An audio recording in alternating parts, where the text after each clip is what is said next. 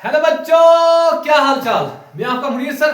आज 10th का नया टॉपिक बेटा स्टार्ट कर रहे हैं हम, जिसपे हम कुछ इंपॉर्टेंट टर्म्स अक्सर एग्जाम में पूछे जाते हैं, चाहे जेके बोर्ड्स हो चाहे सीबीएसई हो। अक्सर इन टर्म्स के बारे में ऑब्जेक्टिव टाइप ही ना सही कुछ ना कुछ पूछा ही जाता है एग्जाम में। ठीक है, इन टर्म्स को आप ध्यान से पहली टर्म मुनीर सर ने बोल दिया, मानना तो पड़ेगा ना। यहां पर पहली टर्म मैंने लिखा centre of curvature. Centre of curvature, अरे सर क्या है ये सेंटर ऑफ कर्वेचर?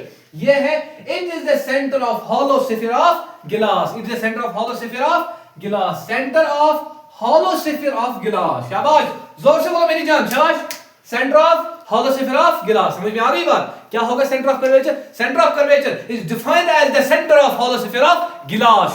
सर मुझे तो सेंटर ऑफ कर्वेचर समझ में आ गया, सर डायग्रामेटिकली कैसे समझिए? ये है बेटा, हम बनाएंगे स्फेरिकल मिरर और उसका जो सेंटर होता है वही होता है centre of hollow sphere of गिलास, जिसको हम सेंटर ऑफ कर्वेचर।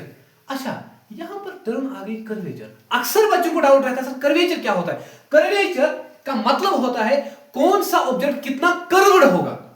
शाबाश, कौन सा ऑब्जेक्ट कितना कर्व्ड होगा। यहां पर आप देखिए, यह होगा बेटा सेंटर ऑफ कर्वेचर। किस मिरर का? कॉनकेव मिरर का। यह क्या होगा? Centre of curvature of a convex mirror. Is that clear? Is that clear? यहां पर फिर एक term, sir radius of curvature क्या हो गया?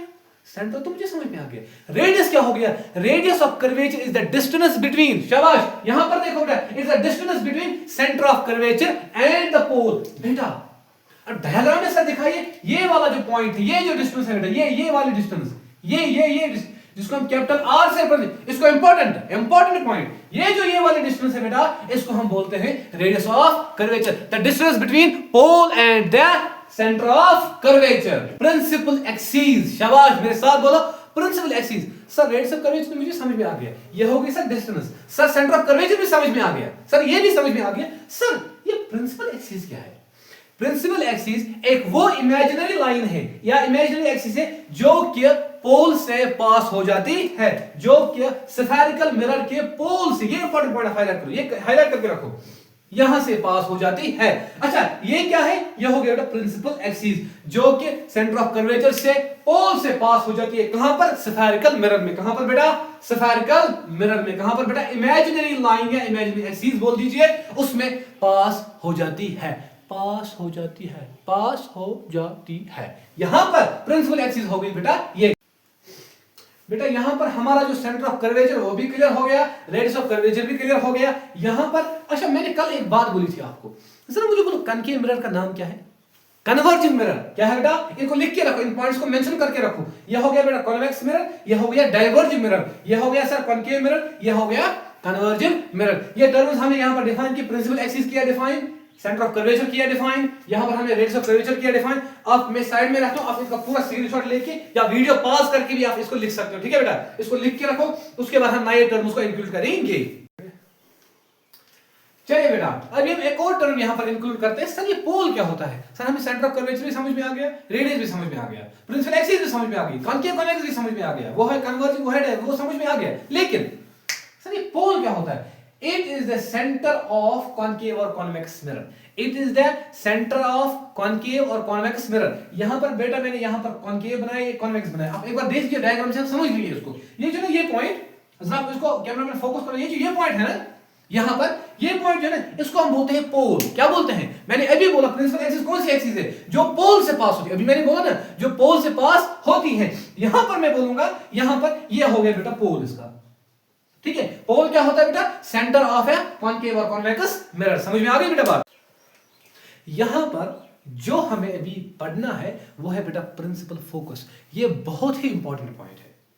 प्रिंसिपल फोकस कॉनकेव के लिए अलग डिफाइन होता है, कॉन्वेक्स के लिए अलग डिफाइन होता है। यहां पर ये नहीं कि आपने रट लिया कॉनकेव, ये मैंने फोकस प्रिंसिपल फोकस कर लिया कॉनकेव और कॉन्वेक्स से, नहीं नहीं, एक ही नहीं है, अलग अलग है। क्या प्रिंसिपल फोकस कॉनकेव के लिए कैसे डिफाइन करेंगे? अब देखो, it is the point on the principal axis by reflected rays meet। Sir खूबी खुल गई। क्या? जहां पर रिफ्लेक्टेड रेज मिल जाती है, आपस में मिल जाती है। देखो यहां पर रिफ्लेक्टेड रेज पहले आ गई बेटा इंसिडेंट रे, ये आ गई इंसिडेंट, उसके बाद ये जिस पॉइंट पर मिलती है उसको हम बोलते हैं, शाबाश, उसको हम बोलते हैं प्रिंसिपल फोकस। कहां पर? किसकी बात हो रही थी? कॉनकेव की। कॉनकेव मिरर की बात हो रही है बेटा। और यहां पर जहां पर रिफ्लेक्टेड रेज मिल जाती है कॉनकेव मिरर में, वो मैं बोलता हूं प्रिंसिपल फोकस। क्या बोलता हूं बेटा? Principal focus.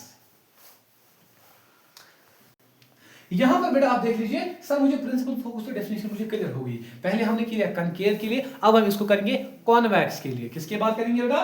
कॉन्वेक्स मिरर के लिए। सर ये है क्या? अच्छा आपने बोला कॉनकेव के लिए अलग है, कॉन्वेक्स के लिए अलग है, अब है क्या यहां पर? अब डेफिनेशन पहले देखो, it is the point on principal axis where reflected rays appears to me. अरे रे रे रे, खोपड़ी खुल गई सर। यहां पर ये वो पॉइंट है कॉन्वेक्स मिरर में। किसमें? कॉन्वेक्स मिरर में, जहां पर वो लगती है वो मिल गई। जैसे आपको लग रहा है ना वो दोस्त शायद उससे मिलने गया होगा, बोलते हो ना, सोचना तो मैं सब घूमत रहा। यहां पर जहां पर वो लगती है कि वो मिल जाएगी, लेकिन एक्चुअली मीट नहीं करती है। जहां पर वो लगती है कि वो मिल गई है, मैं बोलता हूं it's the point on principal axis of the convex mirror. यहां पर देखो बेटा, वो मिल चुकी थी, अच्छे से मिले थे ना, अच्छे से दोस्ती बनी थी ना। यहां पर क्या थी? हमें लगा उन्होंने दोस्ती की, लेकिन उन्होंने दोस्ती नहीं की होती है। appears to me, यहां पर यही पॉइंट है, मैं बोलूंगा प्रिंसिपल फोकस कॉन्वेक्स मिरर में वो पॉइंट है जहां पर हमको लगता है कि रिफ्लेक्ट रेज आपस में मिल चुकी। लास्ट पॉइंट, सर आपने लास्ट में ये गोल जैसा क्या बनाया? अंडे जैसा बन रहा है, ठूल। ये क्या है समझने के लिए हमको यहां पर अक्सर एग्जाम में न्यूमेरिकल आती है। लास्ट टाइम भी आई थी, 2 नंबर की आई थी। आप जरा प्रीवियस बोर्ड चेक करो, जो इनका रिजल्ट आया था ना अभी, उनमें आई थी न्यूमेरिकल, उसका 16 आंसर आता था। 32 सेंटीमीटर एफ दिया था, आर निकालना था बेटा, आराम से निकल जाएगा ना, निकलेगा और कितना निकलेगा। यहां पर सवाल दिया था सर, वहां क्वेश्चन क्या था? क्वेश्चन था आर इज इक्वल 32, मुझे एफ निकाल के दो। यहां पर अगर आर है 32, ध्यान से देखो, अगर आर है 32 डिवाइड बाय 2 कितना बन गया? 32 बटे 2 कितना हो गया? 16 बन गया ना आराम से, और कितना बनेगा? यहां पर एफ और आर में रिलेशन, एफ होता है बेटा फोकल लेंथ। जोर से बोलो फोकल लेंथ। अच्छा फोकल लेंथ को डिफाइन करो पहले। Focal length is the half of radius of curvature, वही मैंने यहां पर लिखा। Focal length is defined as the half of radius of curvature. Focal length is the half of radius of curvature. Focal length is the half of radius of curvature. Sir समझ में आ गया, F is equal to R by 2, ठीक है। और यहां पर ये जो है इस वाले डिस्टेंस को हम बोलते हैं रेडियस ऑफ कर्वेचर, और इसका जब हाफ लेते हैं उसको बोलते हैं बेटा फोकल लेंथ। लास्ट टाइम इस पे न्यूमेरिकल आई थी, ठीक है। आप ये पॉइंट सारे में साइड में रहता हूं, इनको अच्छे से लिखो, आप ध्यान से लिखो, इन पॉइंट को आप अच्छे से मेंशन करो। मैं साइड में रहता हूं, आप इसका वीडियो पॉज करके ले सकते हो या सीरीज ऐसे ले सकते हो, मैं साइड में रहूंगा। इनको अच्छे से आप मेंशन करो इन पॉइंट्स को, ठीक है बेटा। मैं बोलता हूं आप वीडियोस के साथ कंटिन्यू बने रहिए, इंशाल्लाह आपका जेके बोर्ड हो या सीबीएसई हो, बहुत अच्छे से इंशाल्लाह दोनों क्लियर करेंगे। इंशाल्लाह मिलते हैं नेक्स्ट वीडियो में।